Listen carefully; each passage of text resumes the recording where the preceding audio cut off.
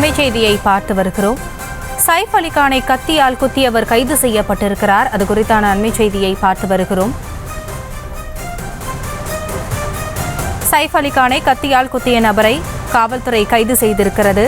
முன்னதாக பாலிவுட் நடிகர் சைஃப் அலிகான் வீட்டிற்குள் புகுந்து கத்தியால் குத்திய நபருக்கு வலை வீசப்பட்டிருந்த நிலையில் 20 தனிப்படைகள் அமைத்து தீவிரமாக மும்பை போலீஸ் தேடி வந்தது. தற்பொழுது கத்தியால் குத்தியவர் கைது செய்யப்பட்டிருக்கிறார். வீடு புகுந்து சைஃப் அலிகானை கத்தியால் குத்திய நபர் கைது செய்யப்பட்டிருக்கிறார். அது குறித்தான அண்மை செய்தியை பார்த்து வருகிறோம். 20 தனிப்படைகள் அமைத்து தீவிரமாக அவரை தேடி வந்த நிலையில் தற்பொழுது மும்பை போலீசார் அவரை கைது செய்திருக்கிறார்கள்.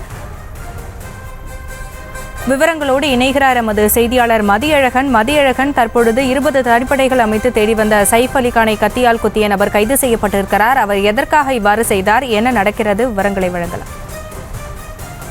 நடிகர் சைஃப் அலிகான் வீட்டில் கொள்ளையடிக்க முயன்ற நபரை சைஃப் அலிகான் தடுத்து நிறுத்தியிருக்கிறார். அப்பொழுது நபர் சைஃப் அலிகானை பலமுறை கத்தியால் குத்தி இருக்கிறார். இந்த நிலையில் சைஃப் அலிகான் தற்பொழுது மருத்துவமனையில் சிகிச்சை பெற்று அவரது உடல்நிலை சீராக இருப்பதாக தெரிவிக்கப்பட்டிருக்கக்கூடிய நிலையில் இந்த சம்பவம் தொடர்பாக அந்த சந்தேகப்படக்கூடிய நபரினுடைய புகைப்படங்கள் எல்லாம் ஏற்கனவே வெளியிடப்பட்டு இருந்தன. இந்த நிலையில் இந்த விவகாரம் தொடர்பாக 20 தனிப்படைகள் அமைக்கப்பட்டு தேடுதல் வேட்டை நடத்தப்பட்டு வந்த நிலையில் தற்பொழுது அந்த நபர் கைது செய்யப்பட்டிருப்பதாக மும்பை காவல்துறையானது மும்பை காவல்துறை தகவலை வெளியிட்டு இருக்கிறது. அந்த நபர் தற்பொழுது கைது செய்யப்பட்டிருப்பதாக தெரிவிக்கப்பட்டு இருக்கிறது. தொடர்ந்து அவரிடம் விசாரணையானது நடைபெற்று வருவதாகவும் தெரிவிக்கப்பட்டு இருக்கிறது. என்ன காரணத்திற்காக அவர் சைஃப் அலிகானை கத்தியால் குத்தினார், என்ன நடந்தது என்பது தொடர்பாக விசாரணை நடத்தப்பட்டு வருவதாகவும் காவல்துறை சார்பில் தெரிவிக்கப்பட்டு இருக்கிறது.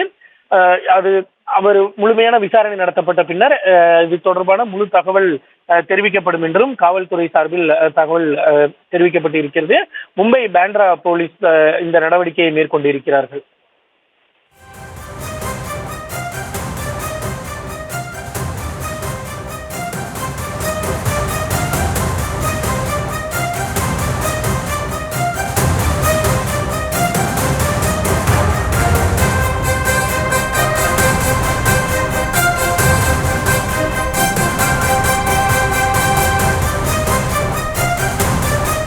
விவரங்களுக்கு நன்றி மதியழகன்.